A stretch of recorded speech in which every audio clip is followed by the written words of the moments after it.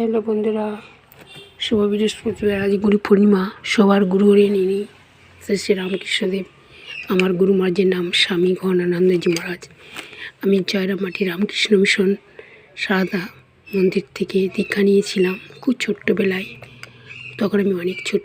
মহারাজ আমাকে কোলে বসিয়ে দীক্ষা দিয়েছিলেন। বলেছিলেন, তোকে দীক্ষা দেবো না, তার কারণ তুই মনে রাখতে পারবি না। আমি জেদ ধরেছিলাম যে আমি গুরু দীক্ষা নেব। তখন মহারাজ আমার কাছে থেকে কিছু নেননি, শুধু দীক্ষাই দিয়েছিলেন। যাই হোক, গহনানন্দজি মহারাজ হলেন আমার গুরু মহারাজ, আর সবার গুরু হলেন ইনি শ্রী শ্রী রামকৃষ্ণদেব। তাই আমি গুরু মহারাজের আজকে পুজো করলাম রামকৃষ্ণদেবকে। সকালে বৃহস্পতিবারে পুজোও হয়ে গেছে, গুরুপত্নী। যাই হোক, শ্রী শ্রী রামকৃষ্ণ। আমি এখনই জয়রামবাটি থেকে এই ছবিটা নিয়ে এসেছিলাম, আর আমি এরপরে সেন্টারে যাব। তোমাদের কে কে গুরু মহারাজ ওনাদের নাম বলবেন। যাই হোক, যার যার দীক্ষা হয়নি গুরু দীক্ষা নিয়ে নিও।